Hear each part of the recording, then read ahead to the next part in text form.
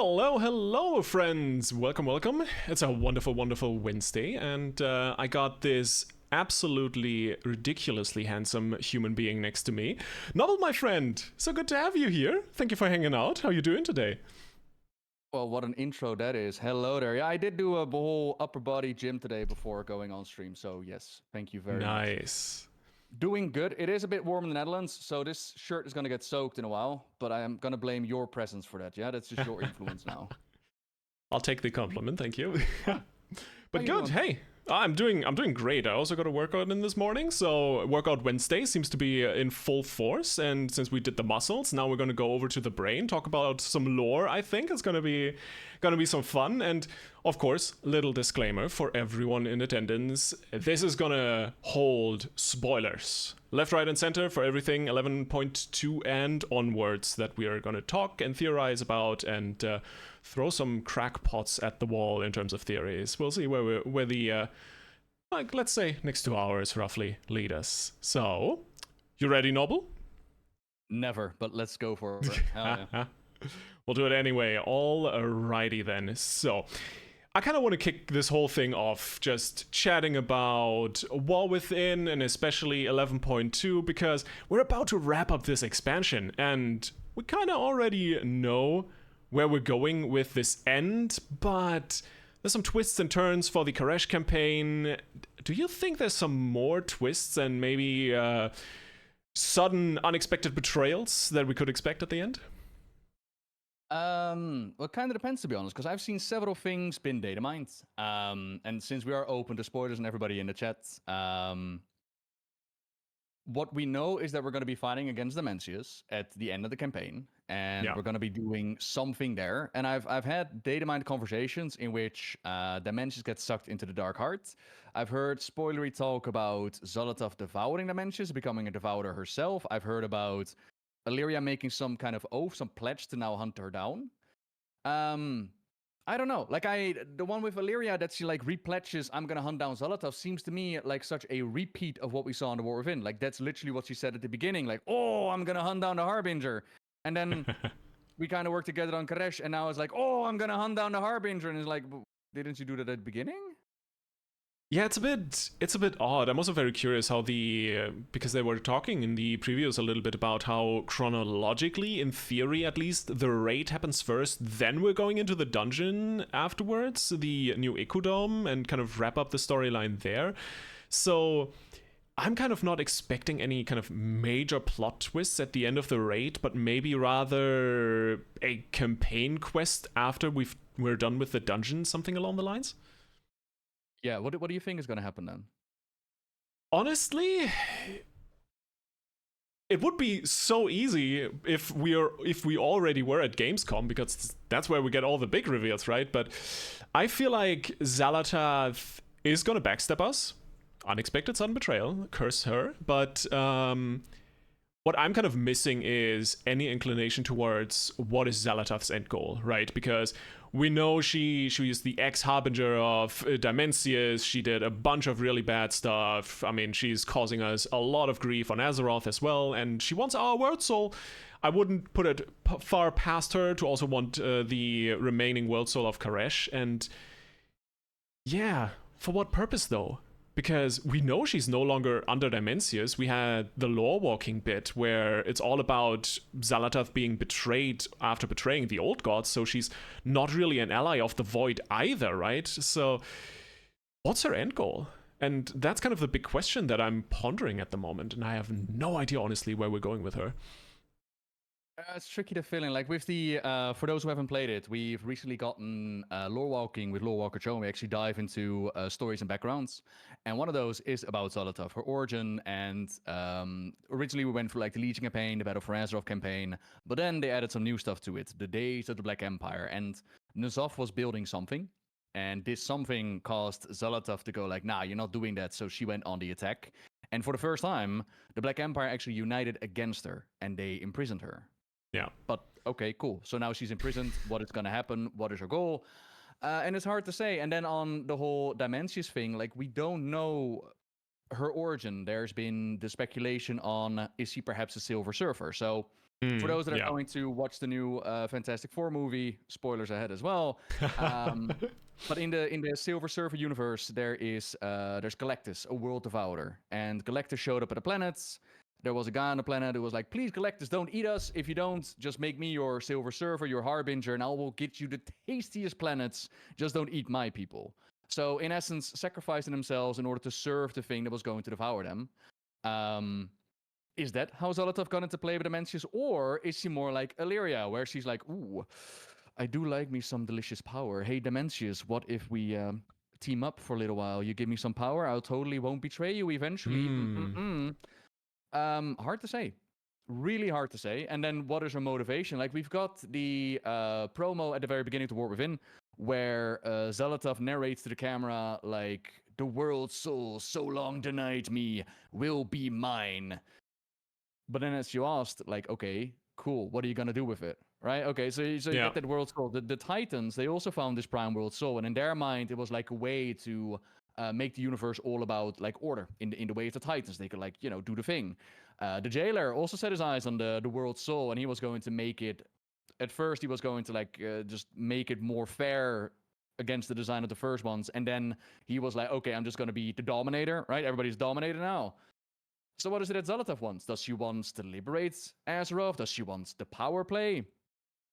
Who is to say? And what if her motivations are, I mean, I don't want to say just, but what if we agree with her motivations? Could we find ourselves agreeing with the Harbinger? Quite honestly, I would love that, because Zolotov strikes me as this type of character. I don't want to go as far and say she's the morally gray villain Sylvanas could have been, but we might get there with Zolotov. I mean, completely depends on what kind of stuff she pulls in Midnight, right? But I feel like we could end up with her story being along the lines of she has a very kind of dark, traumatic past, and she has a understandable, reasonable, maybe even noble goal. Just her methods and her means of getting there are very much anti all we as mortals on Azeroth stand for, right? I think that could be a super interesting storyline if we get pushed in that direction for Midnight. It depends on the delivery, in all honesty. Like, the end goal would be a repeat of what we've seen before. Like, in a similar vein that she's being compared to the Jailer, which is fair. But in my mind, what they're doing completely different compared to the days of the Jailer is that they're actually taking us into, this is what she wants, this is her motivation. Well, not fully detailed, but definitely on the road. And also, with the Jailer, we were being described as he's this master manipulator, and he's able to get these people on his side. And with Zolotov, you actually see her firsthand do what she does. And we already know from Legion and Battle for Azeroth and way ancient stuff. So it's not so much about the end destination that might be similar. It's more about the road leading us there. And so far, I think Zolotov has been done really well. But I do wonder, do you think she's actually going to play a part in the next expansion? It's a great question. I can see the potential for both, that she is one of the major antagonists in Midnight, but I can also see a world where she causes havoc, causes the events of Midnight, and then just dips for an expansion to come back in Last Titan and something along the lines. But quite honestly, I think she is going to be a major player in Midnight, because she has been making the rounds, devouring things. Like, we've seen her, or through Iridikron, take the hunger of Galakron, for example. Now she has her sights set on Demencius for multiple reasons. She wants the world soul. I wouldn't put it past her to want the Sunwell as well. There's also, now that you're mentioning, like, she's going around devouring things, there is still the speculation from Season of Discovery where there was this weird dark creature in Season of Discovery offering ways on making void items, like really powerful items. And we started to wonder, is Zolotov perhaps using her connection with the Infinite Dragonflight in order to not just devour these bits and pieces that are available, but also to travel into these alternate universes and these alternate timelines to get a piece of Kafun, a piece of Yaksharon, a piece of Yasharash. And is it all simply for power? Because, as I mentioned in the chat as well, like, do we need another morally gray bad guy? Not so much, but motivation is a big factor as to how you connect to something. Knowing why somebody is doing what they're doing. Like, for example, I recently did a video on the Sunwell with Kill for Sunstrider, where the tragedy of the Sunwell and the corruption of the Sunwell, and basically Kill Jaden behind it, and then kill Jaden, being able to tempt him to fall to the Legion's dark side. Knowing the why and the motivation adds a lot to it. So I don't know. I think there's value to something beyond more like, haha, I just want power. Yeah. It's gonna be super interesting for sure. I really hope we get a good chunk of background info on Xal'atath, or even more out of the 11.2 patch, and maybe even the post-patch campaign. I'm pretty sure we're gonna get a 0.5 afterwards as well, before Midnight drops. But I think there's even a PTR build, or like a dev internal PTR build already up, if I'm not mistaken. But latest point Midnight, inside right? Information here, nice. I like it. What else do you know? I'm sharing everything I do know that I can share. What you can share? Oh, I see. Oh, yeah. All right. NDAs are tricky, you know. No, jokes aside, I mean, Gamescom is the big thing that's around the corner, right? You also did a video on the Gamescom key art that we got. We got probably Silver Moon in the background. Some people were kind of suspecting that this might just be a Zoth that is looming in the eye of the storm there, something along the lines. So, or the jailer meme. People were like, "Oh, the jailer's coming back." I mean, hey, Zoval was just a robot. Maybe he has more than one identity, you know? Multiple backup robots? Don't even joke about that. No. No, I'll take a step back. Hey, Daddy Denathras is also still out there, you know? I think also this is a good segue, because obviously we need a lot more background info on Xal'atath and maybe some reveals with the actual patch coming out, but let's talk a bit about Midnight and what kind of things we could be getting, right? Because I think when we think about Quel'Thalas and everything surrounding it and the lore, which is a lot, there's a lot of potential kind of story strands Blizzard could pull in for Midnight, right? Do you have any personal favorite that you would like to see for Midnight? It's really difficult to predict and to talk about, because we don't even really know how the ending is going to go. Like, we had the key art for the Sunwell, but we already knew that the Sunwell was going to be playing a part, because we had Chris Metzen at Gamescom, who was very much like, okay, in part 2, the darkness is going to rise, and we're going to try to get rid of it, and we're going to reunite the Elven tribes.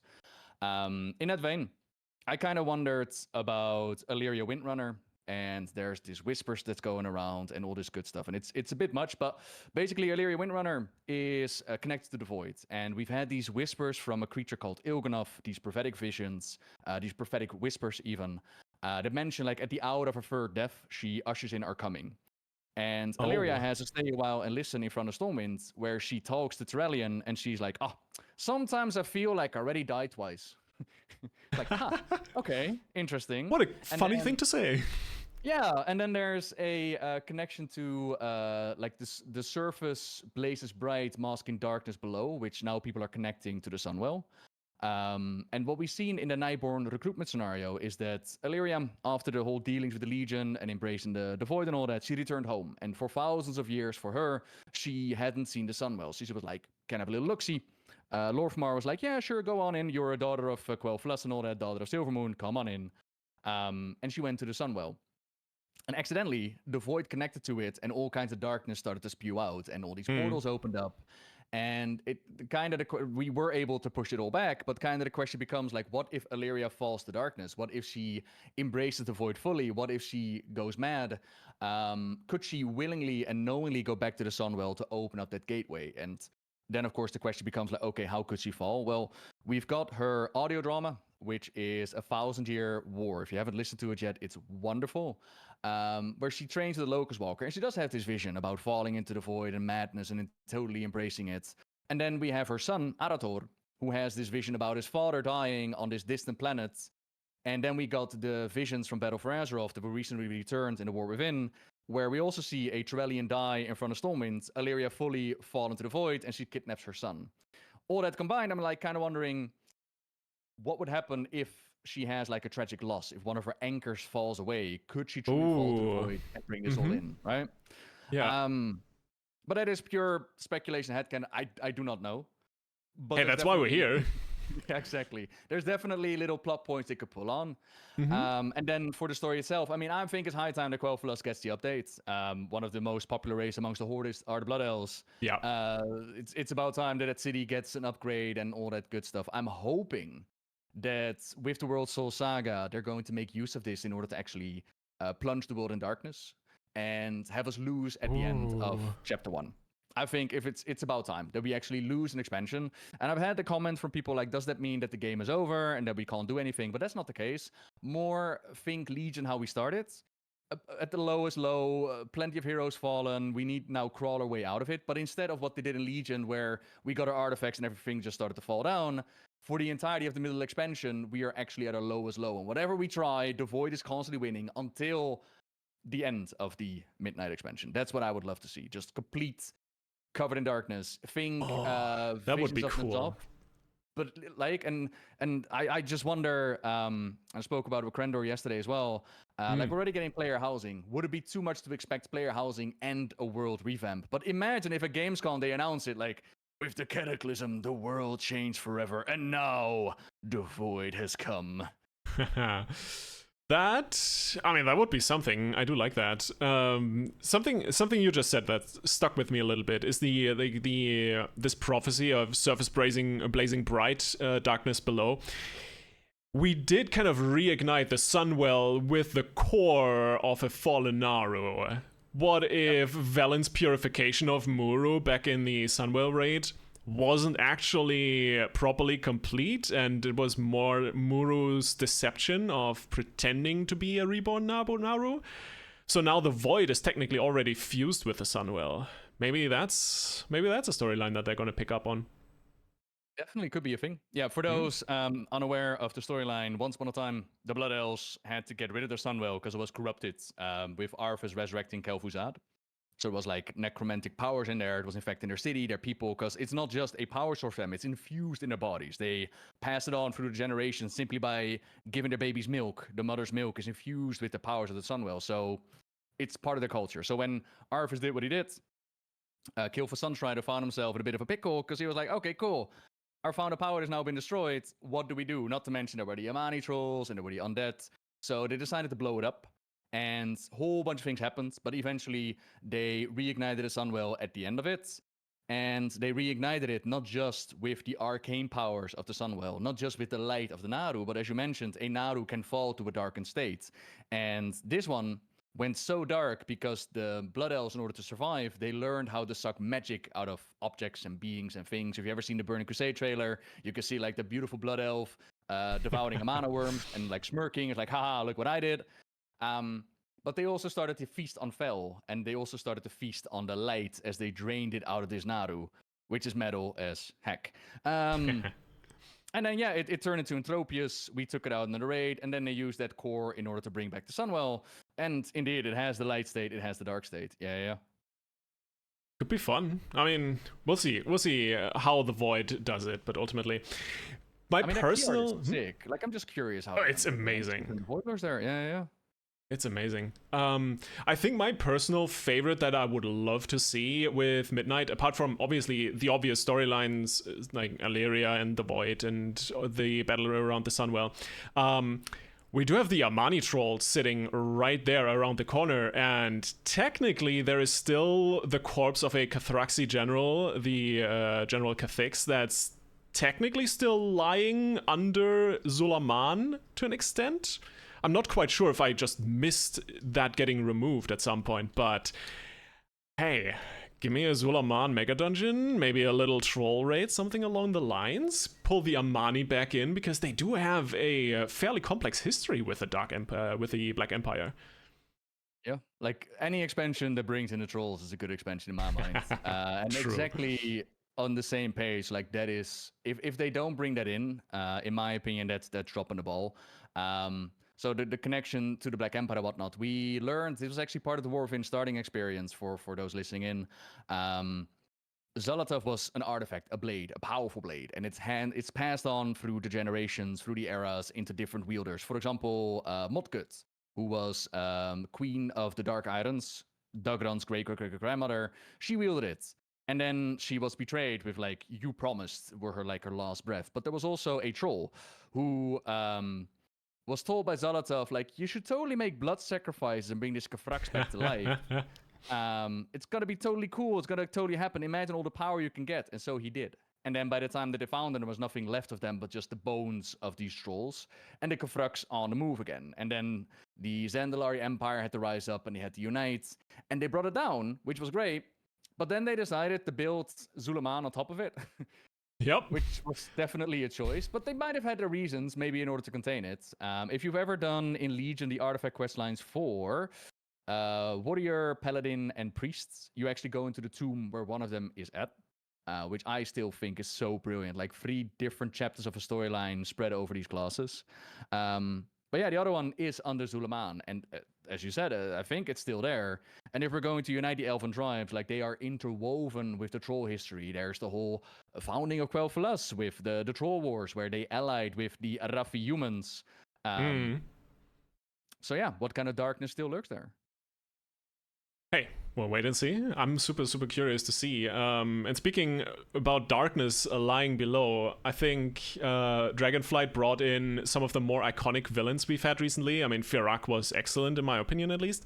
But we've also had Iridikron, who kind of vanished from the play table for a little bit. Do you think he's going to make a return in Midnight? No, I've had a couple of people ask, but he, as far as I know, in the cutscene says, like, when the Titans return, so shall I. And we know that they're going to return in The Last Titan, so I'm guessing that he's just chilling in the background. He's like, oh, it's not really my expansion quite yet. I could wait a bit longer. To give that more of a lore reason, Iridikron is like this planner and this schemer. He's really intelligent. If he is waiting for the Titans to return, if that is his main goal, I would imagine him to show up in The Last Titan. Yeah. The other thing with him is also, I mean, we know he has some extensive dealings, at least we think, with the old gods, and there is still, I think, this ancient betrayal that he did way in the past that we've not completely shown a light on yet, if I remember correctly, so maybe there's something... They've done it in a book. Okay. The War of the Scaleborn. I have not yet gotten around to it. There's a little backlog of books that I need to dig through. I'm trying to remember. I know that they've answered it. I think the betrayal was simply that he turned against the aspects. It was pretty much a nothing burger. There was nothing major in the history. I think it was just the war that was the catalyst. And what is interesting, as you mentioned, like he has dealings with the Void. In the War of the Scaleborn, this is a book that's like 20,000 years ago. This is the catalyst of the aspects and the Primal Incarnates rage in the war. As the Primal Incarnates were like, ew, you're part of Team Order now. You're Titans and Dragons. Gross. You know what's really cool? Primal nature, baby. That's what we're all about. And they did not want to be forced into this domain of the Dragons and Order. And they were eventually forced, or they tried to. So a whole war broke out. And what's interesting is that Iridikron and Deathwing, Neltharion, they were kind of counterparts to each other. They were both strategic masterminds, very well planning, both connected to the Earth.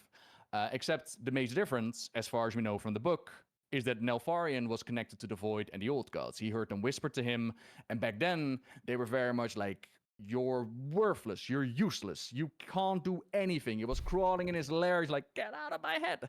And then 10,000 years later, during the War of the Ancients, they would actually reverse it, and they were like, you're the greatest, you're the champion, you should rule the world, which I thought was really cool to see, like the whole, manipulating him. But more to the point, Iridikron, as far as the book tells, had no connection to the Void. He actually made fun of Neltharion for going like, you need the Void to win your battles. But then the question becomes, when did Iridikron sign up to the Team of the Voids? Because, exactly, as in Dragonflight is shown, he is allied to the Harbinger, to Zolotov. He is the one who picks up the Dark Heart. For some reason, he knew it was there. Was that its connection to the Earth, or was that Zolotov telling him? Does that mean Zolotov had some connection to Deathwing making the Dark Heart way back when? Or did he, locate it because Earth and all that good stuff? But either way, he finds the Dark Heart, he devours the corruption of Galagrond, and then passes it on to her. So when did he get into contact with Zolotov? When did that all happen? And why is he now embracing the Void? To be revealed, I suppose. Yeah, I mean, latest point, Last Titan. I can't wait for the showdown between Agramar and Iridikron or something along the lines. Could be a cool boss fight.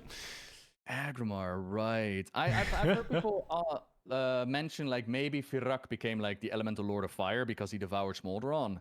Not gonna lie, I love Firak. I love the voice acting, the Yeah. character. I would be so down with Firak coming back. Oh, Heck yeah. Give me more Firak. I mean, uh, maybe actually a good point to do a little sidetrack towards the villains of Warcraft, and especially the ones we've had over the recent years, right? Because we started WoW out with the years of treasure of lore that was the Warcraft strategy games and Warcraft 3 lore. So we went through Illidan, we went through Arthas, we went through Deathwing, and we're basically now coming into kind of a time period where we're getting a bunch of new villains. Shadowlands kind of dealt with Sylvanas. Now we got Iridikron, we got Firak.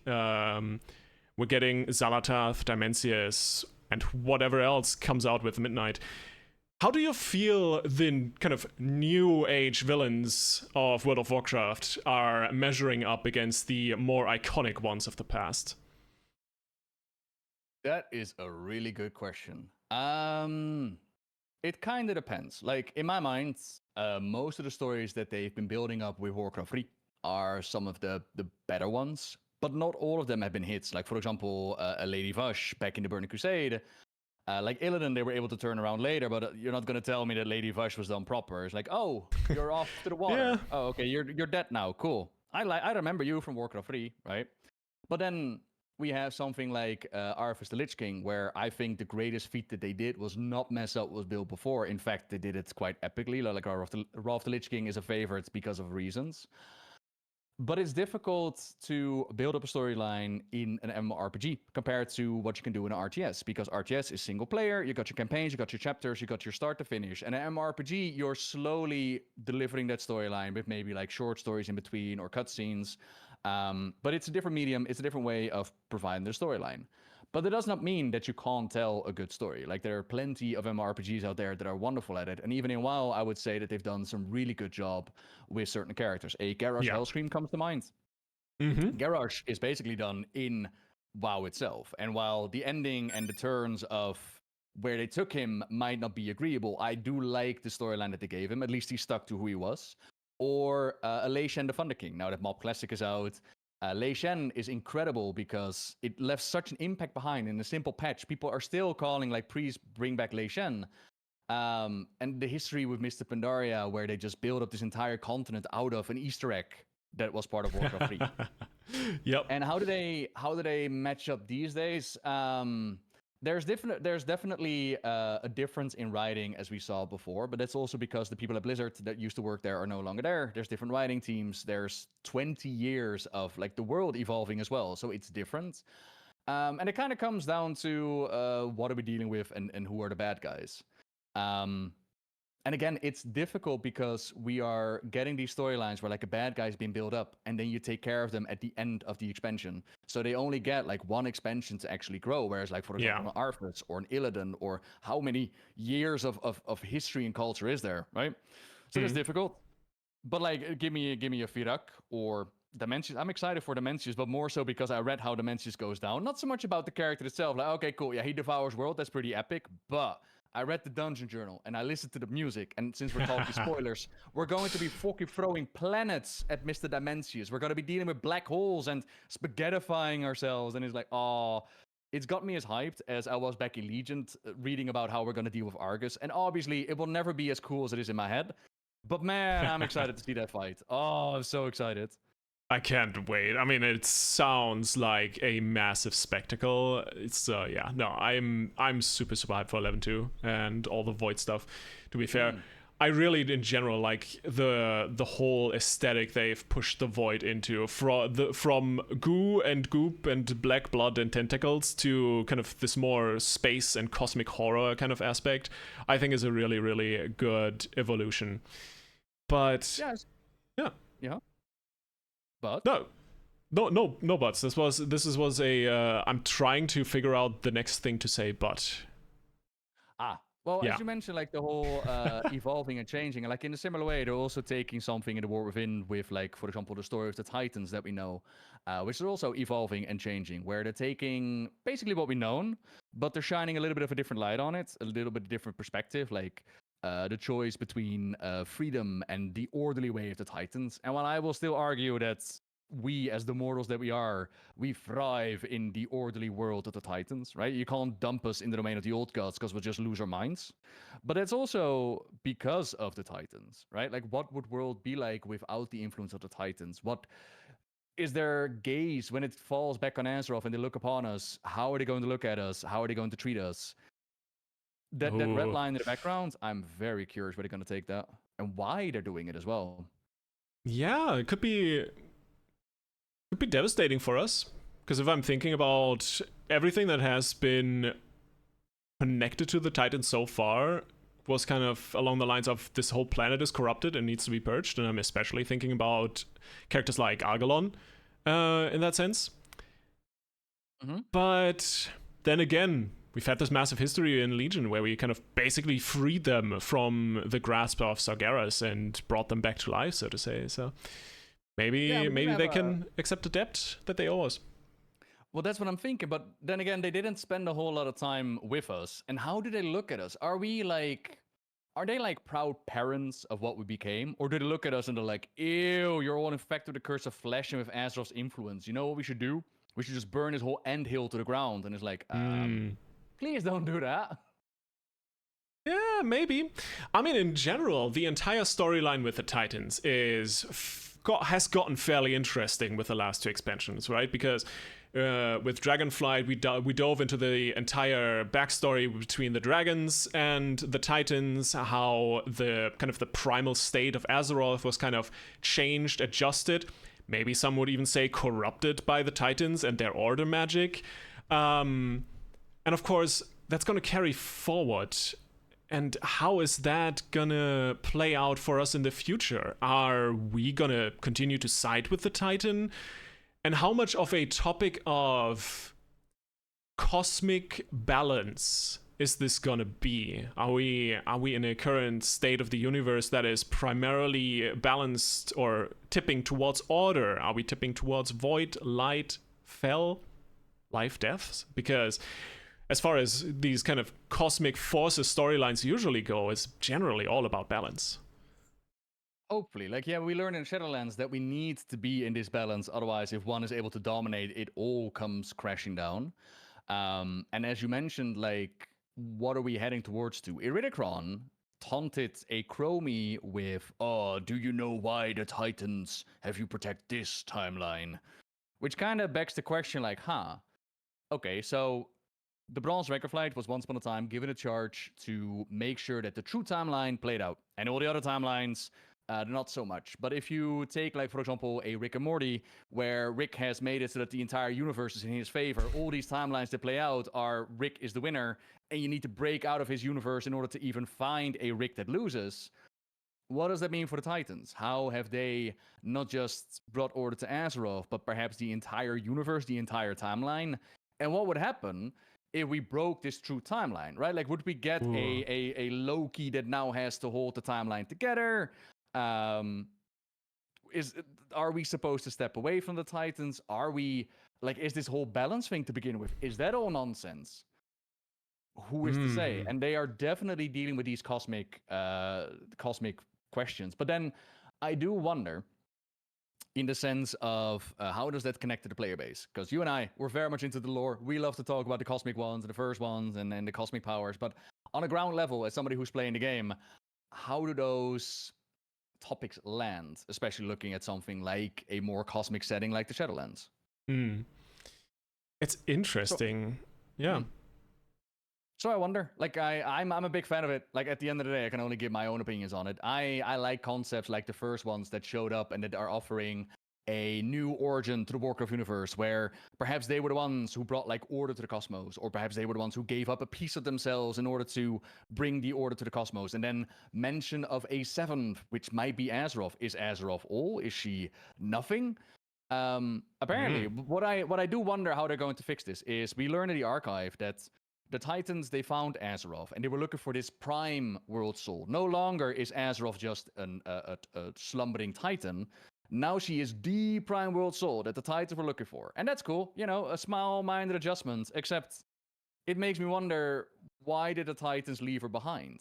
Because in the past, the story was they went out in order to make more of their kind wake up and bring more order to the universe. But if this was truly the one that they were looking for all along, then surely they would keep an eye on her, right? And you can give it a reason, they just haven't given it a reason yet. So I'm very curious about that. Yeah. As far as I understood it so far, or at least my personal headcanon always has been, it just took them so long to reach Azeroth, because I think in general, if we talk about Azeroth or get information on Azeroth's position in the Great Beyond, it kind of sounds like it's very far off from a lot of other things. I think at some point it was mentioned along the lines the Legion has no option to get to Azeroth because it's so far away. So maybe it's really just a case of the Titans just got there so late that already everything was infested by the bugs and the Void Lords and the old gods. Yeah. But then why did they leave once the work was done is more to my question. Correct me if I'm wrong, but wasn't them leaving mostly connected to Sargeras usurping the entire Pantheon and basically destroying them? No, they left because job done, work to be done, but there are more world souls out there and we're gonna wake them up. And eventually they ran into Sargeras, who was doing his whole Burning Legion, Burning Crusade. And Agrimar confronted him and they're like, oh, we're destroying things. And then they were dumb enough to mention Azeroth to him because they tried to convince him, right? They were like, Sargeras, you do not have to destroy the universe. We found this beautiful world soul, perhaps even stronger than you. And we gave her a shot. She was infected, but we were able to cleanse it and we gave her a shot at life. You don't have to purge it. And Sargeras was like, lol, nah, that's not my way. And then he just struck down the rest of the Pantheon. But it does mean that they brought order to Azeroth. And in the past, again, they gave it a motivation, a reason, which is we had to find other world souls out there. But now with that minor adjustment of she was the one that they were looking for all along, you're going to have to give it a reason as to, okay, why did they leave the one that they were looking for? And you can. For all we know, they were called to some sort of battle, or for all we know, there was trouble back in Titanland, or for all we know, indeed, like Sargeras was messing about and they knew about it. I'm just saying, I still need you to fill that in, because you now alter the lore a little bit, and I'm curious why. Yeah, that's a big question. And one of the big story things that was introduced with Shadowlands, obviously, was the fact that the Titans aren't the pinnacle of existence, apparently. So we have the first ones out there, whatever they are. We have Zereth Mortis in the Death Realm. Apparently there are other Zereths for the other cosmic forces. What does that have to do with everything? And it kind of feels like this a looming storyline that's slowly but surely approaching, and maybe something to kind of one of those Easter eggs to crack open once we are done with the last Titan. Maybe that's where we'll find our answers? I wonder if they want to go back into it, because you're right, the first ones were introduced with the Shadowlands, but they were introduced in such a way that it was kind of the research of one broker. So are they right? Are they wrong? Who is to say? And then with Dragonflight, we actually have the term first ones leave the Shadowlands and mentioned in a book by the Keepers. I think this was the Uldaman revamp, where they added like a book to it. So now the first ones are a term used globally, not just in that expansion. But after that one, I don't think that they made mention of it. And I don't know if they want to go back into that cosmology, as in all the Zeros, what the Jailer tried to do, the first ones giving up a power, because it's a possibility. It's an option, right? Like once upon a time, we had the creation of the Warcraft universe out of the Big Bang, like light and void crashing with each other. And before that, we had the option of it was created by a single entity. So in essence, it provides a possibility, a maybe. And then, of course, the question becomes like, okay, how do you want to incorporate that? Because if there are first ones, will we ever meet them? I guess. Like, is there a power source behind the Titans? Is there a power source behind the Void Lords? Could be interesting, but how would that, like, if we are dealing with the Titans and we're already like, oh, you are our gods, like, how does that cosmic scale go even further, right? The good old shonen issue of power scaling. Beautiful. Yeah, it's... I hold on to the point that, and this is something I showed in Dragonflight as well, a dragon fire breathing down, death in your neck can be just as cosmic and threatening as fighting Argus itself, 100%. It's just a matter of how you present it and what's in your face. Very true. It's also interesting how kind of over the years this type of storytelling, and as you mentioned earlier, right, a MMO like this. It's a continuous development of just the story and how it's presented, and it's not always working off the back of what was initially intended, but also a lot of the back of what do the players like? What are the players interested in? What is resonating the most with the players? And especially when we talk about the first ones and Shadowlands, generally a lot of kind of mixed reception towards all the storytelling there, even if there, in my opinion, were some diamonds in the rough in that expansion itself, in the lore in 100%. General. And I wonder if that is going to make lasting impacts long term, or has already made lasting impacts long term, that we're going to find out over the years how the narrative is going to change. I think a big issue with that one is also how do you present the storyline? Because that was one of the major issues of just wait and see around the next patch. We're not going to fully discover something. But if you want your player base to be on the ball, on the point as to what's happening, you need to explain to them in very easy, simple terms, like this is what's happening. The more intricate details could definitely be there. Like you don't have to be very simplified storytelling, but the explanations need to be there. And the same with Riddercron's Betrayal that they put in a book. Like that information, if you want people invested in a storyline, especially something so intricate as the origin of the Warcraft universe, that needs to be explained proper in-game with cutscenes and movies and voice acting and all the good stuff, in my opinion. Yeah. No, I very much agree. I think one of the bigger problems World of Warcraft has had with its storytelling and delivery of lore over the last few years has been the fact that they kind of outsourced so much into parallel narratives like books, comics, short stories, and similar. So if you aren't on the ball and catching up with everything that is released, you're kind of missing out on some major in-game lore, basically. And I think Blizzard has gotten a lot better with that recently, but it's still something that I feel like there's a lot of work to be done. 100% they got better. Like back in the Cataclysm, they did a book called The Shattering, where Garrosh murdered Cairn, like the Tauren leader, and that was not in the game as far as I know. Like the events of The Shattering with like Magni turning into a crystal, like yeah, you saw the after effect, but the events itself you had to pick up the book for. And I think there were like little cutscenes in there, like little scenarios, but it wasn't actually part of your overall experience as far as I remember. And now, as you said, it is a lot better. Although I'm still, we had the audio drama for Locust Walker the other day, where Blizzard, they made this really cool Devouring War short story, explaining what happened to the world of Karesh, how they fought against Dementius, all the good stuff. They made it available online for free. They then had Locust Walker's voice actor narrate it on YouTube for free. And I still have people comment, they should put this in the game. Which they do, because it is part of the campaign. Like, you will learn about the history of Karesh. It's just that this one gives you a little bit of extra information. And at that point, I'm like, okay, what are they supposed to do, right? Like, sometimes, as mentioned, like an MMORPG, you can't sit down for 5 hours and play out the entire thing. That's just not what WoW is made for. Like, how many people just blast through the quest, skip all the dialogue, and they just want to go raiding? But for those that want it, it is available for free to find out. But then again, as you said, there is so much medium to consume.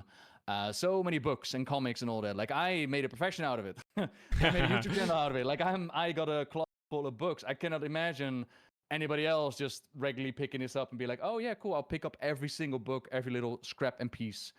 Not to mention that also in-game, they remove campaigns and storylines and quest lines. So even after the fact, someone asked me the other day, like, I want to go through the expansions and I want to re-experience the story step by step. Can I do that? And then you have to tell them, like, no, you can't. Now, thankfully, we are getting something with lore walking with Lore Walker Show, so they're definitely making improvements in that regard. But it's going to be a while until all those storylines are back into the game. And I really, really hope that this feature is going to be improved upon, that maybe at some point you could even use it as like a leveling path, that there are so many storylines to go through that if you're like, oh, I like the lore, I want to learn more, you could just take an alt and go from 0 to 80 or max level, whatever it is at the time, with Lore Walker Show. I think that would be awesome. Yeah, I mean, you're kind of already answering what I wanted to ask with this, because Lore Walker Show, I mean, is one of the best characters in the game, no contest. And lore walking, personally, I enjoyed it a lot.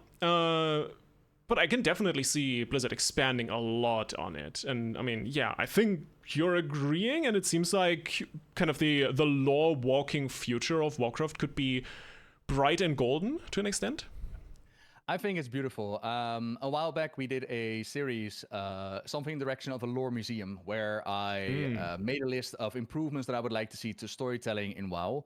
And I was talking about like maybe put all the cutscenes and all the moments in the Caverns of Time and make a museum out of it. But we were also talking about Lore Walker Cho taking you through these scenarios, like scenarios from Mr. Pandaria. So to see some of that actually picked up and actually integrated into the game is fantastic. They're great steps to getting more people familiar with it. And yeah, me personally, I think it's an amazing system. Not only did they get the actual voice actor for Cho back, who was also Winnie the Pooh. I don't remember the name. I'm terrible with names. That's amazing. I didn't even know that. Mm-hmm. Yeah.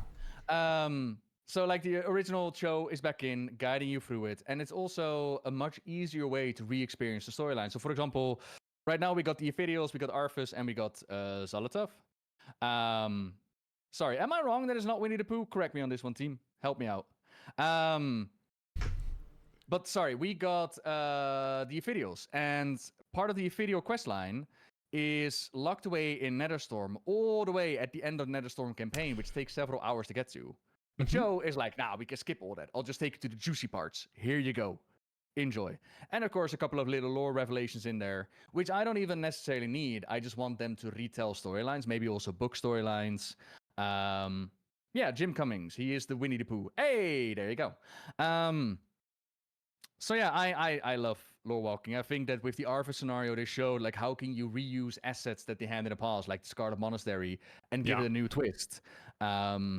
Also, just simply reintroducing quest lines. Like they could do also the Battle for the Undercity or the Darkspear Rebellion or all these quest lines that are no longer available. Bring it back in lore walking. It's a wonderful system, and I really, really hope that Blizzard has gotten the feedback like a lot of people are playing it and they want to see more.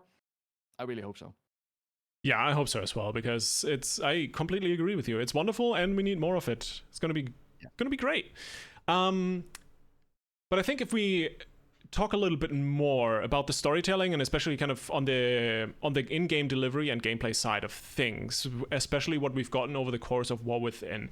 I've personally had a little bit of the feeling that War Within itself was a lot of new threads laid out for us. I mean, obviously, it's the start for the World Soul Saga trilogy, but it also felt like Blizzard could have done a little bit of a better job actually running throughout this expansion with some of these plot threads, kind of drive them forward. And while I feel like personally the major patches, like Season 1, Season 2, Undermined, for example, and I'm expecting the same of 11.2 with Karesh, while they were good, I feel like the 0.5 patches were lacking behind a little bit. A little bit. A little bit. It is just careful, just careful. God.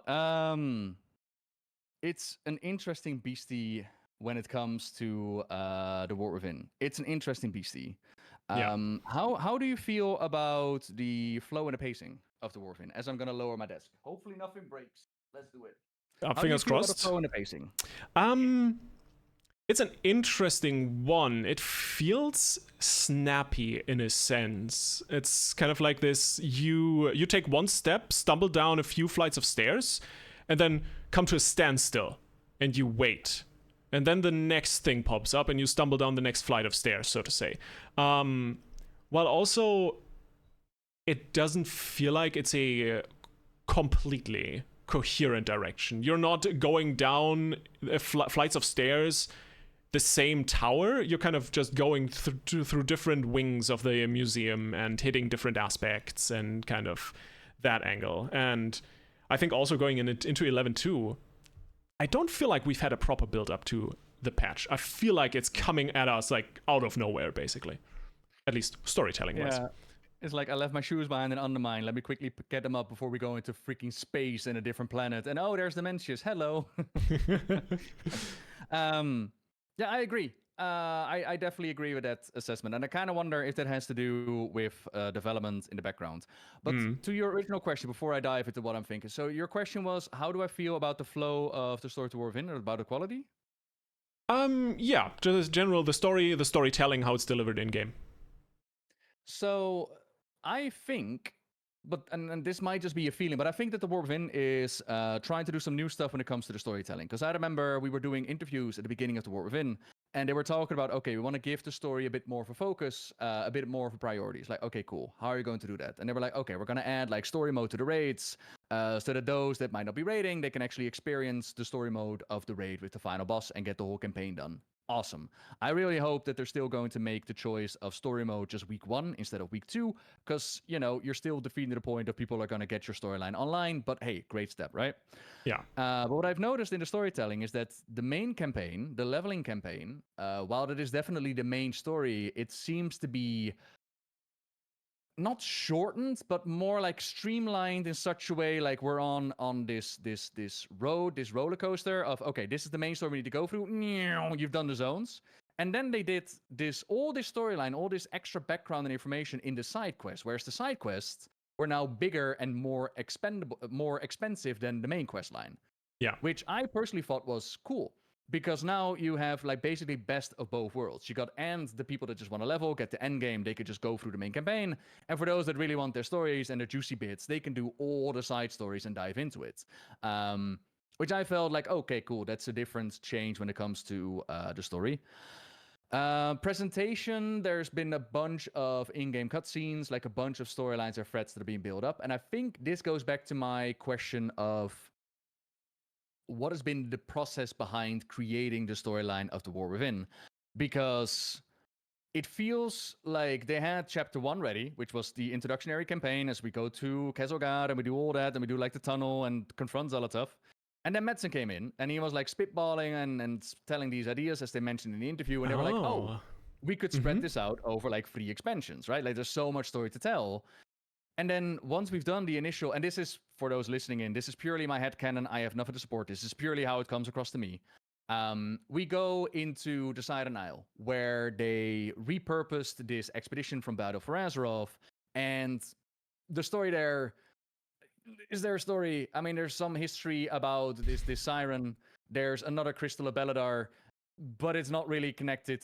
I mean, a little bit of a hint of the Arathi Empire, but it's an in-between patch, right? Yeah. And then all of a sudden we go to Undermine, and it's like, huh, okay. And Gallywix is back. It's like, oh, Gallywix is like last time I saw Gallywix, it was in the Shadowlands. Where did Gallywix come from? Wait, what? Weren't we dealing with Zolotov? How is this all connected? And the connection they made with Zolotov is that the Dark Heart got broken. And since the goblins helped Deathwing create the Demon Soul, and therefore potentially also the Dark Heart, because the Dark Heart is a prototype of the Dragon Soul / Demon Soul, she asked Gallywix to help her out with the Dark Heart. That's the connection to the main storyline. But beyond that, it's all Goblin time. And I remember back in Battle for Azeroth, we were speculating and pondering, like, are we going to see Undermine? There were like datamined files, and I was really excited. And all we got back then was the Motherlode dungeon. So I'm wondering, did they have, similar to how they had like the repurposed Siren Isle, did they have Undermine on a shelf somewhere? And they were like, you know what? We really want to use this asset and this raid and this storyline. We're just going to drop it in there while we work on the rest of War Within and Midnight and The Last Titan. And then now we're flowing back into, oh, by the way, you've done Undermine. Here's the Pride of Arathi storyline, which I really don't want to talk about, but we're going to probably talk about it later. Okay. And here is Dimensius, as we mentioned at the start. And that's kind of my own vision that I have on, is this how development went? Because Undermine, again, Gallywix is suddenly returning. If you would tell me that the Undermine patch was supposed to happen in Battle for Azeroth, Gallywix had a lot more build-up back in Battle for Azeroth. He had like the campaign there. He was an ally to Sylvanas, and then he had to abandon with Siege of Orgrimmar. And then a small part to play in the Goblin Heritage Armor questline. And all of a sudden he showed up in Shadowlands. And I was like, well, if this played out before that Shadowlands moment, that would make sense, because we kill him. We kill the guy. How cool would it have been to see, like, oh, Gallywix is Shadowlands? Is he dead? Oh, what is he doing here, right? Yeah. But that is pure my own interpretation, my own little wraparound on it. But safe to say that Undermine definitely feels disconnected from the overall storyline. Yes, 100%. Yeah, no, I think you make some good points. Ultimately, I think we will never know, but I am more than willing to believe it. I mean, it fits in terms of being a puzzle piece. I do And so like. Yep. just to clarify, by the way, for those that may be listening in, reusing assets and bringing in the Undermine does not speak of its quality or how much I enjoyed it, because I have actually been enjoying the crap out of the War Within, and I think it's actually really smart of them to use this stuff. It's Yeah. more like how does it fit with the puzzle. It does not speak to if it's good or bad. Yeah, no, I think quality-wise, Undermine itself as a zone was one of the best kind of mid-expansion patches we've gotten in a while, in terms of quality at least. I had a ton of fun there. Yeah, I wish they same. would have gone deeper into it. I feel like it's very surface level. But still, what we got was fun in my opinion, and I loved the Undermine raid. We had a slide. What raid has a slide? What this one did? It's pretty good. It is pretty good. Yeah, the entire kind of Black Blood storyline that we had in the Ringing Deeps, right? That brought us into Undermine in the first place. It felt like it was played up to be a much bigger plot line in general for War Within, right? Because we had the entirety of the Nerubians experimenting with it, kind of ascending through it. Ultimately, it turns out Xal'atath was behind it, unexpected, but not unexpected. And then it's involved with the goblins as well, but it feels like it's kind of one of those plot lines that has outlived its usefulness and just gets dropped to the wayside, although it felt like it was built up to be so much more.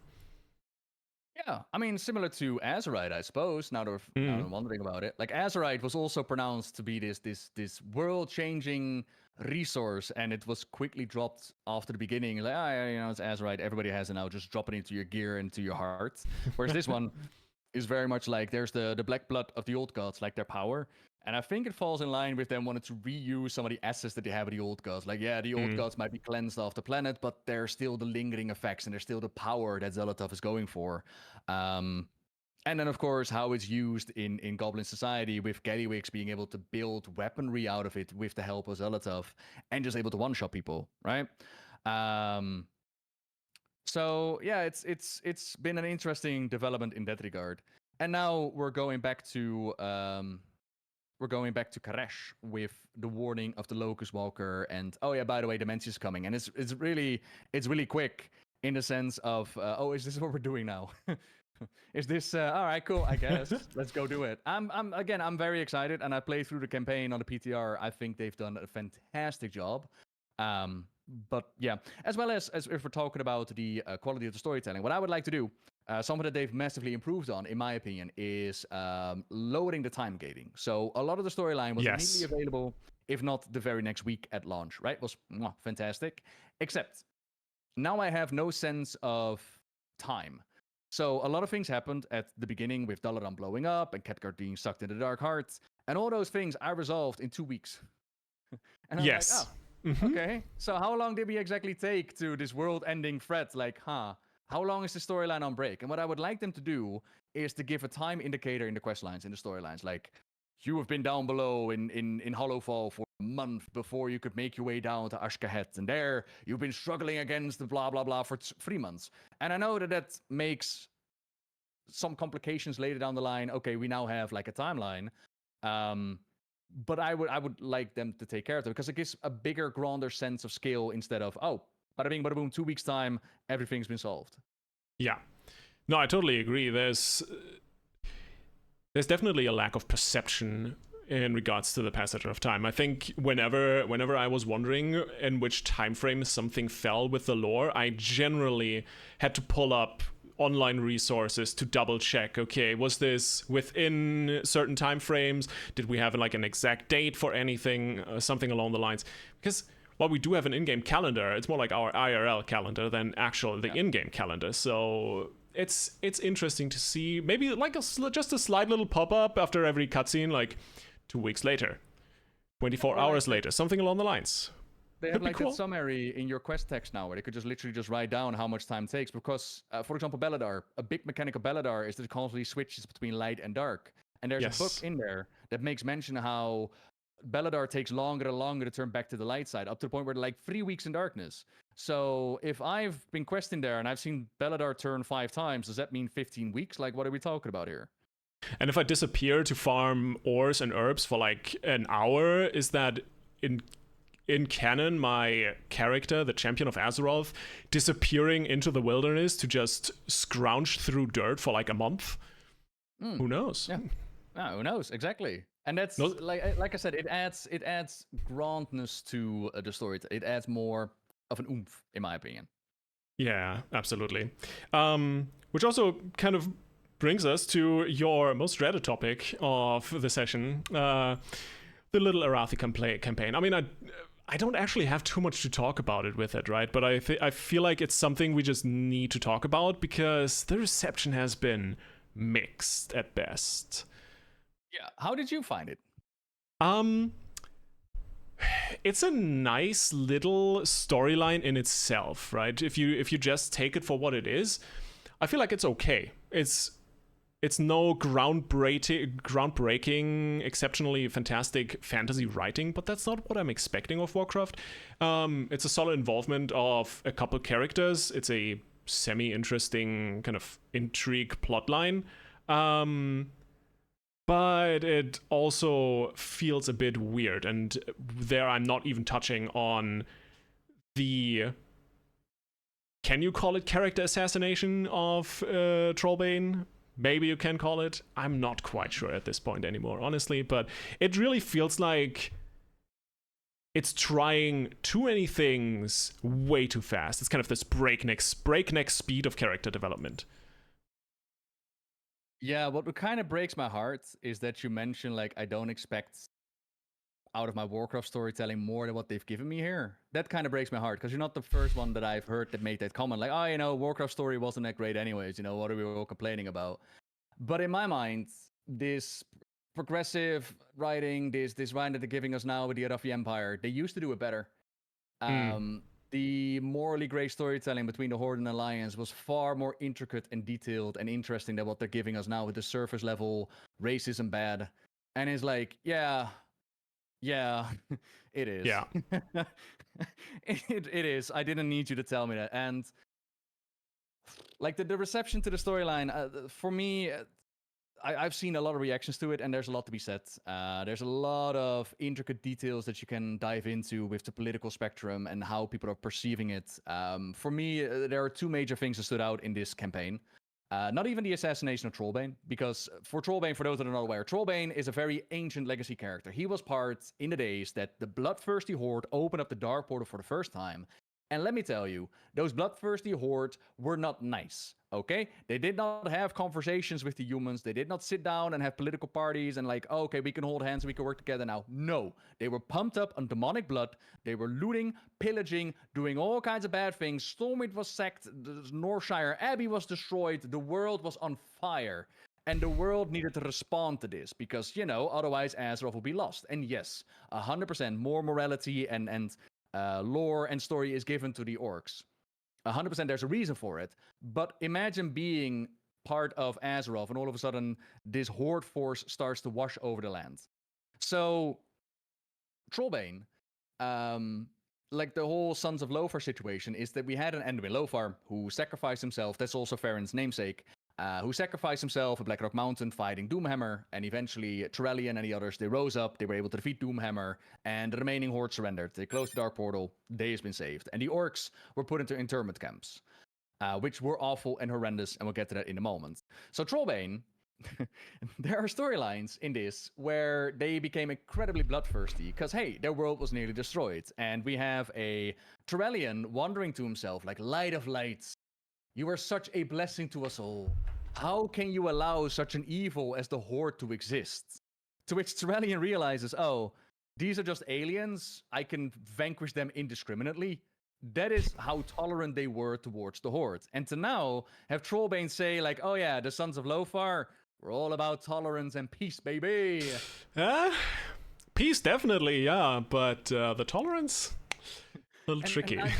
I've heard the argument from people like, oh, he's old and there's been a time skip and all that. And up to Battle for Azeroth, we were still fighting in the Warfronts where Trollbane was like, murder them all, right? Yeah. But okay, fair enough. In that time skip, Trollbane might have had a change of heart. He might be old. But my issue is that you need to tell that story. If you want me to believe that Trollbane has swapped over from somebody who was part of the Sons of Lothar, or that whole faction, mind you, to now we're all about tolerance, you need to let me show that path and not just have him suddenly pop up and be like, oh, this is what we're all about, because either you made him a liar or he's a dreadlord, because this is not the Trollbane that I knew, right? And then the same goes for another part, which is for Eitric. At some point in the quest line, Farron goes to Eitric, and Eitric tells a little bit of a story to her, a little bit of history. And it starts off really interesting because he mentions Blood of Honor. Blood and Honor, that's a book written by Chris Metzen. He mentions before the conversation starts about how he met Tyrion, about honor, about one of the first steps between the humans and orcs getting closer together after that dark portal opened up. And I was like, oh, that's really cool. But instead, our boy Eitric starts to talk about the history of the Horde. And he starts off with, like, the internment camps. They treated us horribly, and they were awful. And they were, all right? And then he goes on about, oh, yeah, the Horde, we're kind of victims. I'm paraphrasing here. We're kind of victims, and we end cycles. And Farron goes like, oh, even though they're so mean to you, you end cycles. Even so, they're so mean to us. We, the lovable, honorable Horde, who does nothing wrong ever, we open up our hearts to these people. And Farron goes, well, I feel really connected to the Horde now. That's kind of like my people. You're all so honorable and nice. And it's like, what is happening here? Because this is Eitric. Eitric is like Sourfang. And Sourfang and Wrath the Lich King was talking to Garrosh, and he was talking about the dark days, the bloody days, where they heard the screams of children. He could no longer eat pork and pigs because it reminded him too much about the children screaming.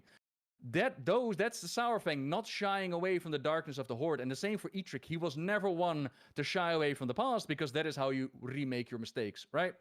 So to hear Eitric go on about how the Horde is the victims, and completely leaving out the part about how the Dark Portal opened up, and then the blood in the demon blood, and the looting and the pillaging, and how a Corona half Orcan came to be. Look it up, it's really dark. Or the fucking Road of Glory made out of the Draenei bones that is still there. And it's like, Eitric, buddy, old pal, do you maybe want to tell the whole story?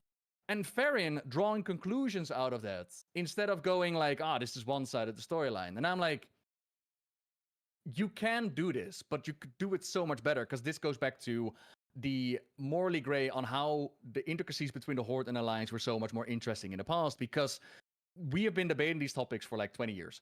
The Horde and Alliance, it's not simply one bad, one good. There are motivations, there are factors, there are things to consider. So why not reflect that into your stay a while and listen? Because imagine if there was like a Magar orc, a young Magar orc who doesn't know the full history of the Horde, who says that, like, oh yeah, we end cycles, blah, blah, blah, we are mistreated. And then Eitric pipes up and he's like, young one, you were not there, but I was. You do not remember the fell blood craze days, blah, blah, blah. And he talks about a bit more like, okay, this is the darker side of things. And then a human could pipe up and is like, yeah, that's right, orc. Your people murdered my entire family. If you hated those internment camps so much, maybe you should have held to your own motto of Loktar Ogar, victory or death. I don't hear surrender in there. And then another orc pipes up and is like, oh, filthy human, it's only because of a war chief and our teachings, blah, blah. And they could have a fucking discussion about it. And intricate discussions with multiple points. And then Farron can go like, instead of, you're like kind of like my people, I like you now. She could go, I guess war and factions and a lot of opinions and a lot of takes, I should keep an open mind as I travel the world of Azeroth, instead of like, So that's one part. That's one part. And then there's the ending, where the storyline is basically Trollbane has a niece who they put into prison in a short story between Thrall and Jaina. Thrall and Jaina teleported at the start of the War Within to get reinforcements. And they teleported there because they wanted to get a Magar and the humans to help them out. And Trollbane's niece is very much like, the old days of the Arathi Empire, the glory days. We should not be working together with those filthy orcs. Whereas the orcs, they're like, we're not going to let them walk all over us. Like, we need a place to live as well, right? So fighting, intricacies, ultimately, the niece is disposed, wiser, cooler heads step away, and it's solved. And she's thrown in jail. But that's not the end of the storyline, because from jail, she is able to get all these factions together, from the Defias, from the Syndicate, from the Scarlets, and they become the Red Dawn, a new faction that is like, ew, orcs, we are the glory of the human empire, we will not work with any other races, and we are going to bring back the glory days of the Arathi Empire. And so that storyline plays out, we uncover it, we blah, blah, blah, and Denise comes out of jail, and she ends up in a confrontation with Farron, where Trollbane jumps in and yells at Farron, "Don't kill her, you'll make her a martyr." To which I'm like, first of all, who decided that Farron Lofar is going to have those political influences? Nobody knows who she is. This is literally her first trip out of the cave. Why would anyone care who Farron Lofar does or does not murder? Second of all, moments, literally the quest before that. We killed one of the leaders of the Red Dawn anyways. We already killed Joseph. Like, did he not become a martyr? And then third of all, he's like, don't kill her. Okay, put her back in jail. That's where she was before at the start of the quest. Put her We back strip in her jail. of her title. That makes her harmless because she has no influence anymore. Don't worry about it. Nothing can go wrong. He was able to build this out of a cave. She was able to organize this out of jail.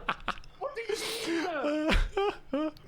Yup. And she goes, "This isn't over." And I'm sitting there like, put her back in jail. She is telling you she is gonna do it again. What do you mean? This is Warcraft. We kill our enemies every single time.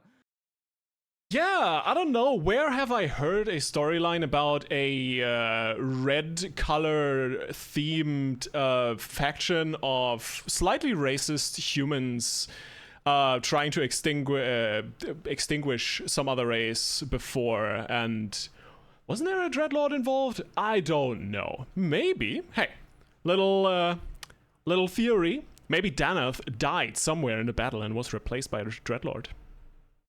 And honestly, that would make a better story than what we've got so far. But that's like to your question about the 0.5 patches. Like I've been writing them off as the in-between patches. They're for me, it's either you don't get any content or you get these in-between patches. But that's at the same time, this is lore. This is how they introduce Farron to the public, to the open world. Like this is her first story. And of course, they can't give her a road, an arc. Nah. Immediately dropped in the middle of a political party where she is the key player. She is the one who can make martyrs because obviously. And in my mind, Farron is going to become the true empress of the Arathi Empire. And I don't even hate that end. I don't even hate the end destination. But if this is the road that you give her, where she shows up and she just becomes things, that's not storytelling, Blizzard. And it's again, it's in between patches. I don't know if there was an intern who wrote this or whatever, but this is just absolute awful quality for the story. Not to mention the assassination of Eitrigg and Trollbane. And at the end of the day, my major complaint is that this story is written by someone who does not get the story of Warcraft, who does not know its history, who does not know the intricacies of that morally gray history between the Alliance and the Horde. And you don't need to be a historian to understand it, but there are certain parts of that storyline that you need to grasp, certain things that you need to understand, especially if you want to tell such a progressive storyline. Do it better than the generation before you, or stop playing with those building blocks and make your own storyline, which is why something like Crash lands better for me, because that's new stuff. Yeah, I totally agree. It's a lot of convoluted aspects and historical details that you need to get right if you want to use old characters like Eitrigg. And I mean, I get it. It can be difficult. I mean, this is 30 years of lore, more or less, that you need to be aware of to nail a story like that. It's not easy, but also something I hope that is going to get better. And I really feel like Blizzard should take the opportunity and the lessons from War Within, and maybe even take a note out of the book of Final Fantasy XIV and how they go about pushing the lore in the in-between patches forward, so to say. Major MSQ storyline, campaign quests, and things along the lines. Well, Blizzard is already doing that to an extent. We get these nice side stories, but I think there is more you can do if you use these patches to primarily focus on storytelling and bringing new lore in. Because on the gameplay side, I mean, we're pretty set. The seasons look pretty good. I'm having a lot of fun just grinding keys, re-clearing raids, etc., right? So they got that covered. They don't need more gameplay to latch onto that. But I hope that's something they I don't want to say correct, but improve on for Midnight. It's definitely something I'm personally gonna keep a very sharp eye on. And maybe a last note on the 0.7 Arathi storyline. I think it was Discordian Kitty. You talked about it recently. She made a really, really good video on the entire patch that I liked a lot. So that's something very worth watching. I was like, Kitty, you first of all give Blizzard way more credit than I ever have, but also a lot more smarter opinions on certain topics. So I would definitely recommend to check that one out because I was watching it as well. I was like, okay, this is kind of sick. Yeah. I do have a question, by the way, because you brought up Final Fantasy. Do you think WoW should do story like Final Fantasy 14? Should they make it the focus of the game? Counter question: are they not already doing that? No. Final Fantasy 14, in my mind, is story first, gameplay second. So you gotta go through this entire campaign. That's what you mean, it, right? And then there's the end game, 100%. Whereas WoW, it's more about how quickly can we get you into the game, into the end game, the gameplay, and the story. It's there, but it's more of a background setting. I think World of Warcraft has, in that regard, found its niche, and you talked about it earlier already. Kind of this fast track through the leveling campaign. You kind of get the most important kind of milestones along the road that you roughly know what is going on, but if you don't really care, you don't have to engage with it. And if you want to dive into it, there is so much content that you can just sit down and interact with.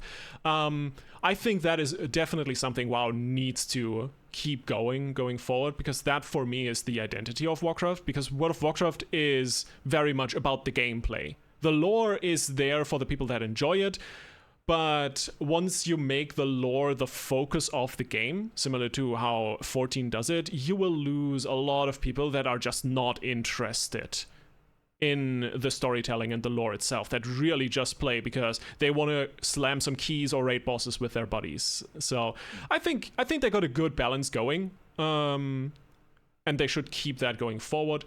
But hey, I'm also not going to complain about more lore that I can engage with if I choose so. No. Yeah, I agree with that mindset. Like, I've heard the argument before, like, WoW should do it like Final Fantasy 14. But in my mind, the whole you need to play through 600 hours of Final Fantasy 14 in order to get all of it. Yes, it keeps the story intact, and 100% it has a beautiful story. But it's also a hard sell to get people into the game. And the question is, like, does it have the player base that's interested enough in it? Now, that does lead to the debate and the question, like, if you build it, will they come? But I think that WoW hits certain parts where no longer do you just need to read the quest. What they've added is that after you accept the quest, the NPCs will start to talk to each other. And you can listen in and be like, oh, that's what we're doing. Or you could go like, okay, bye, I'm going to go do my quest now. I do hope that at some point they'll give us like an audio slider for the world quest, because my lord, is it annoying. You're flying over the zone and they start yelling at you like, hey, do you want to go pick some turnips? And I'm like, no, I'm going somewhere. But still, it's the mix between having to read the quest text and just getting a summary after the fact with like a dialogue. You got like books that you could pick up, scenarios, little things to go through. So that's there. And for me as well, like for me, I log daily to play WoW. The storyline, there's no way that they can keep us going with daily storytelling. That's not how it works. But I do wonder how they could do the in-betweens better, because as far as I understand it, in Final Fantasy, they have like the main storyline and then they build up to the next expansion, right? Yeah, basically. You have the MSQ just rolling the entire time. Every new patch is going to continue the MSQ forward. You also have some side quests and side stories the same way WoW does it, but those are very kind of separated. They rarely tie into the MSQ itself. There's a few exceptions, but this is a WoW talk session, so we're not going to dive too deep into 14. I mean, it's a fair comparison. Like a lot of people. No, it is a very fair comparison. Absolutely. Where was I going? Where were you going? We're looking at 14, at how there's the MSQ that goes into the main scenario, and then the next patches. Yeah. How WoW can handle it going forward, and that is kind of one of my personal big sparks of hope in my heart. We're getting player housing, and especially with the announcement of player housing is going to be all about neighborhoods and all that kind of stuff. That is such a just perfect setup for a slam dunk. Just bring casually lore characters from all over the world in every now and then. You can have Farron visiting you, just checking out the sites. Maybe Thrall is on his way through. Maybe Anduin is pondering his trauma at the well or something along the lines, right? There is so much potential. Don't put emo Anduin in my town.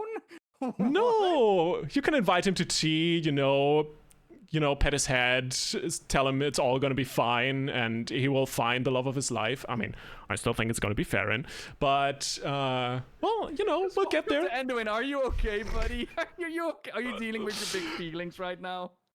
That's okay. We all have those. It's okay to have them. But yeah, that's kind of my big hope, that we can engage with the lore and the world and the characters of Warcraft a little bit more on a casual level through player housing. And I think that would be a wonderful avenue to just bring in little tidbits and fun things in. Imagine like getting quests. Like, you remember Lorfmar Felicia's wedding and how we did not get to see that in game? Imagine we get like a quest. Yo, player, they're gonna get married. Arrange your neighborhood for like the after party, and like, oh, let's go.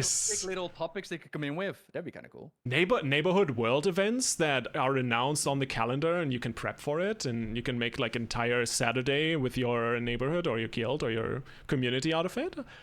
I think there's potential.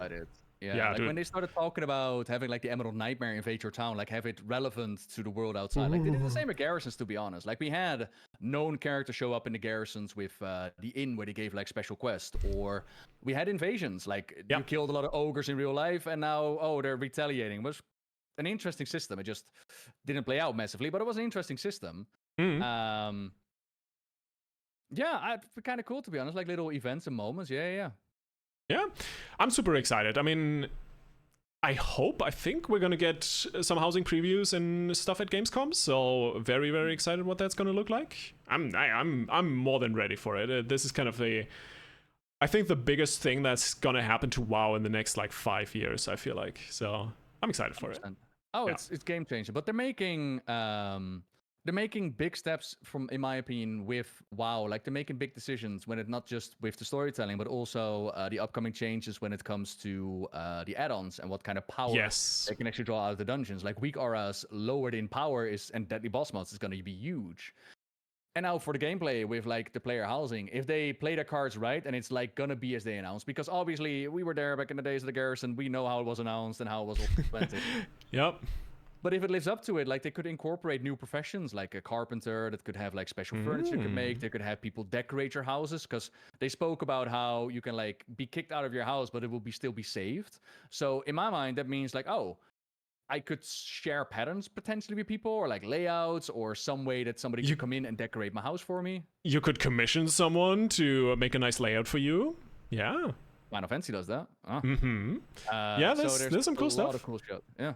And the collecting, of course. Ooh. Oh yeah. I mean, if this recent Mount and Transmog Farm event has shown us anything, people love that. So if you give me any good reason to run Antorus for the 180th time again, I will do it. Don't worry, I will get in there. No, I got everything now. I got everything this event. I am done with Antorus. I am never going back until housing makes me. All right. Yeah, no, it's. I think. This is great fun. I think generally the future for WoW is looking pretty bright, and especially on the storytelling side, I think we can hope for some really, really cool things. Hopefully. Okay, I think I am running out of material here. Do you have anything, Nobbel, that you were hoping I would ask you about, or you would love to talk about that we haven't touched yet? I mean, we haven't talked about my gains in the gym yet, but that's okay. Yeah, I mean, you can flex on the viewers in a second here. That's all right. Is there anything we haven't really talked about? So, back to like we were talking about Zolotov and if she is or isn't going to be playing a part in going forward. How do you feel about? Okay, so I shouldn't ask you a loaded question. I should explain where I come from first. In my opinion, Zolotov in the Mythic Plus constantly bothering me like a pesky girlfriend that's like, embrace the void, take my power. And not once, not twice, but about 50 times per dungeon run. Every single time in Mythic Plus makes me feel like, please leave me alone. How do you feel about that incorporating of the main bad guy in Dungeons and Mythics in that way? I'm not trying to flex, but I don't notice it because I play 12 keys and above only, basically. So I don't get Zalatath ambush me the entire time. Okay. Oh, I see. Yeah, all right. No. I think it's interesting, but it also feels like the kind of thing that they're just trying to tie in thematically that we shouldn't put too much weight on in terms of storytelling. Because, oh, actually, yes, that brings me to one point that I've completely forgotten about. Because it's something that doesn't feel like matches the theme and the color of the remainder of the storytelling, right? Because Xal'atath as a character has a lot of history with the player, especially if you're playing a Shadow Priest, right? We're responsible for bringing her back and setting her onto her path in the first place. And I really was hoping for a lot of kind of interplay with Xal'atath and the player, kind of a back and forth, maybe Xal'atath continuously trying to corrupt us, something along the line. And that's just not there. So going to the M+ FX, for example, and kind of taking that as a Xal'atath is trying to corrupt the player or something along the lines, just doesn't feel like it really fits with the rest of the theme of the expansion. And I'm going to toss this back to you now, a little bit expanded, because does it feel like to you, because that's how it feels to me, that we are the facilitator and a piece in the story, but the story is never about us, at least in War Within. We are always just the third wheel next to Illyria, next to Khadgar, Anduin, whoever else, and it's all about them versus Xal'atath. Yeah, but this is how WoW storytelling has always been done, to be honest. Again, to make the comparison to Final Fantasy XIV, where you are the main character. Star, basically. Yeah, you are the main character. It's your story. In WoW, you are the hero that not even the hero, you are the soldier that shows up. You are the support troop, you are this and that. They tried to do it in Legion, where they turned us into like the High Lords and the Death Lords and like the big, like Thrall handing over his Doom Hammers, like you can do it now. And for me, personally, I'm a bigger fan of just being the foot soldier, because not only do I not feel like that is my role, there's also the part about everybody was the High Lord. And when everybody's special, nobody's special. I literally zoned in after that cutscene of, oh, you are the High Lord. And then somebody else showed up with the title of the High Lord. Yeah, okay then. So it doesn't really fit in WoW's story structure. Whereas in the lore, yes, we play our parts. And in certain cases, we have been given credit. So for example, back in Classic, Moira manipulating the Horde and the Alliance to come to Blackrock Mountain and clear out the place. And the Horde was given UBRS, whereas the Alliance, I think, the core, something like that. Or the Illidan novel, where we are the ones who stormed Black Temple. We supported them. But again, we are the support characters for. That does make me wonder, like, how would they... like, how does that work with, like, an Argus? But I think it's more the story of an Illidan, of a Velen, of a Magni. Whereas we are, showing up. But then again... it doesn't mix that well, because we're also made into something like the Maulwalker. We are the super legendary characters that they've been waiting for and it's been prophesized. So in that part, we are the Maulwalker. But overall, in the storyline, we are the backup and we learn the character story. It is Jaina's storyline. It is Sylvan's storyline. It's their arc, and we get to witness it and play through it. And sometimes we get to play a part. Yeah, but that's basically how they've always done it, to be honest. No, it is. I very much agree. I still feel like there could be a sweet spot that is even better, that involves the player character more without kind of putting them on this pedestal. I think that could be interesting. Maybe. Like for me personally, the sweet spot was Wrath the Lich King, where I went into Borean Tundra, and they were like, "Hey, champion, we got a line for heroes to sign up for these champions, right? But you can just go right ahead. You don't have to sign up. We know who you are. You've done the thing. Go right ahead." Because it's... this is actually... okay. We are talking spoilers anyways. There's one quest line on Karesh. My mind shoots to like the poop quest, because you are these heroes of legends. You brought down Deathwing. And then they're like, "Oh, by the way, I lost my keys. I walked my dog. And it's in one of those 20 piles. Could you go ahead and look for it?" So what happens in Karesh, there's also a poop quest. But Venari like shows up and is like, "I'm so sorry. My assistant should have not have given you this quest, Walker. Please come with me." I was like, this is brilliant incorporation. Yeah. I think that's exactly the type of stuff I'm looking for. Yeah, no, that's awesome. I can't wait to go through Karesh to catch all those things. Oh, it's gonna be fun. It's really good. Yeah. But yeah. No, I think being a commander. Yeah. Yeah. Yeah, I think my biggest kind of the biggest reason why I'm in this headspace currently is simply the fact that I'm just feeling like Xalatath is not paying attention to me. No, I feel that is my point. I felt like she was paying too much attention, where she's constantly hammering away. Embrace the void. Come, be my little ooh champion. It's like, please leave me alone. I don't want to. I know that's where we're going, but I don't want your feet in my face. Go away. I don't. By the way, who at Blizzard did this? Who decided like we're now Quentin Tarantino up in here? What the hell? Did you see the script or slash weak aura that you can have that basically pops in Xalatath's feet at the top of your screen through the model? No. It's beautiful. Of course. You can always have the feet on your screen. It is fantastic. Wonderful. Yeah. I don't even know who brought it in. But all right, cool. Let's do it. Yeah.